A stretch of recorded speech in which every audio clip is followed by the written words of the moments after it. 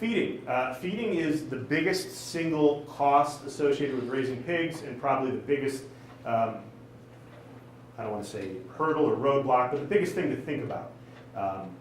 Like I said, pigs are omnivorous and monogastric. They're much like us, but obviously they're hardier, and they have a more developed and longer intestine, which means they can make better use of whatever material they're eating. Not perfect use, like I said, they're not good at digesting grasses or woody things, but better than us. Also like us are their tastes. They love fatty foods, they love carbohydrates, they don't like things that have a strong flavor, citrus fruit, onions, things like that that you might have in household or farm waste. But the beauty is, if they don't want it, they just won't eat it. It's not like there's nothing that I've found, unlike dogs, who you can't feed grapes or raisins or chocolate to. There's nothing I've come across in any, either my experience or in the literature, that'll make a pig actively sick, as long as it's not fed as a sole ration or overfed. One thing to think about is the flavor of the feed will accumulate in their fat because of the monogastric digestion of pigs and the way that they process things. Their fat tends to take on the flavor of whatever, and also the quality of whatever they're being fed. So you want to watch out for what you feed them in the last couple months before slaughter. Traditionally, up until, like I said, the last 50, 60, 70 years, pigs were raised almost exclusively on, at least in the Midwest, on corn. I certainly like corn as a part of their ration, but you can feed them a lot of things as long as you're not feeding them anything overly flavorful in the last couple months. A 60% hog food that you can find at most agricultural stores is going to be your basic staple. You can get particular with that. Young pigs usually but do good with a more protein-rich food source, up to 18 or even 20% when they're young, tapering off to have less protein as they get older. I say stick with a 16% across the board because you can supplement their food with various other things to make up the difference, and that's just a good place to start. We feed free choice feed to our pigs that we're raising for markets. We want to try to get them out the door in a single growing season. Certainly you don't have to feed them free choice. You can feed them in the morning, feed them in the afternoon, feed them as often as you particularly want. But for us, it's easier to have a feeder that is self-filling and just fill it and let them go. Hogs on pasture will regulate their intake as needed. People often ask me, like, how do you know how much to feed your pigs? And I say, well, they figure it out themselves. Let them have access to the food. They'll go off and they'll root and eat grass and nibble and forage as much as they want, and yet they can come back and eat as they please. And that produces like a really healthy, happy pig. And you don't have to worry about them testing the fence because they're constantly hungry. That's one of the concerns about not giving free choice with electric fencing, is the hungrier that pig is, the more likely it is to cause a problem. Forage is always going to be supplemental rather than a primary food source. Unless you have hundreds of acres filled with nut trees that you can let your pigs out into, don't be under the illusion that they're going to be able to feed themselves off the land. That's always going to be a supplement for them, something to keep them healthy and happy rather than a direct food source. Likewise, waste product, and this is something I want to talk about a little bit, is a supplement only unless offered as a sole ration, meaning that don't think that you can get a lot of any particular crop from a local farm and the pig will just eat that unless you take away his other food source. I can get into that a little bit later. They don't get a lot of nutrients from grass or greens, so don't count it as a part of their ration. Don't feed meat scraps to any hogs destined for markets, just in terms of pathogens. I do feed meat scraps to my sows, my breeding pigs. In fact, very often when we slaughter chickens on the farm, I'll give them some of the scraps. They're fine with it.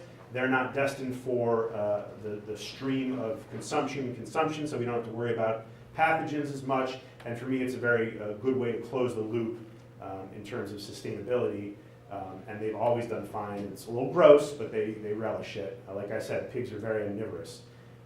Brewery, bakery, food waste partially eaten by humans. You would have to recook it. Anything coming from like a cafeteria where those gross little kids are going to cough all over it. Avoid that, not worth the trouble. Brewery, bakery, grocery store waste has a great potential. That's something I get into a little bit later on in terms of sustainability. And then, like I said, plain corn is often overlooked in the modern marketplace, but corn did a lot of heavy lifting for raising pigs for the last several hundred years, and I still think it has a place in raising pigs. For one reason, it stands up better in bad weather. So if you have like a stretch of really wet, rainy weather coming, very often I'll feed corn instead of hog feed because it doesn't turn to mush. And also, likewise, it has a higher energy content, so I feed that in very cold conditions, not necessarily as a sole ration, but I feed that to keep the pig's internal body temperature up. Oh. The whole kernel corn, if it's dry, seems to pass through a lot, as opposed to when it's partially fermented or thrown stuff that's on the ground for a while. So I've often thought the whole kernel corn was sort of a waste because it did, it just, it passes without breaking the shell. Yes. Well, the thing is, you see some kernels in their manure, and you think that it goes through, and some of it certainly does. But more than you think gets digested. One thing you can do is you can feed cracked corn. If you have a chance to actually, start to soften it up, leave it in water or something, which is something you can do if you're not dealing with large amounts of it. Let it sprout a little bit. That's great. That's wonderful. But in terms of just feeding it to them, yes, some will pass through, but they do pretty good on it.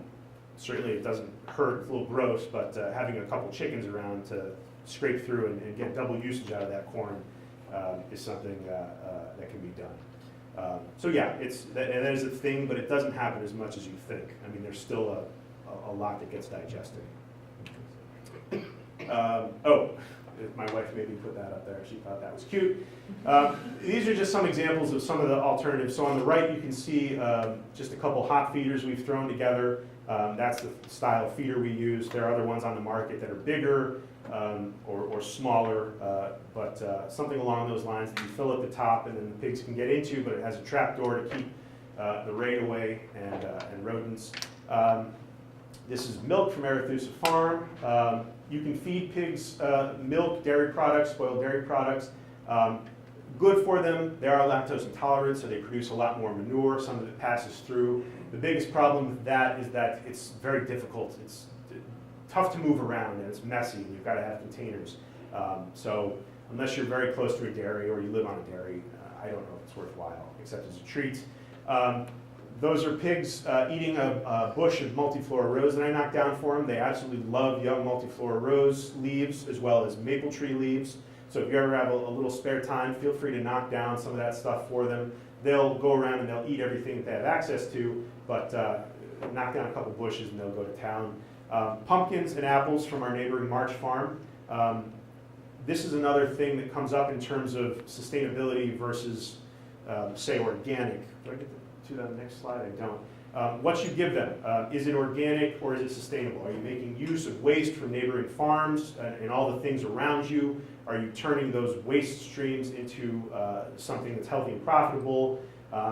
If I was, and I'm not an organic farm, we try to keep as close to organic ideals as possible, but the big thing comes down to feed. So difficult to source and so expensive, and I couldn't give them any of this stuff because this comes from a farm that is not in and of itself organic. But I'm a lot happier feeding this to my pigs than letting it go to waste.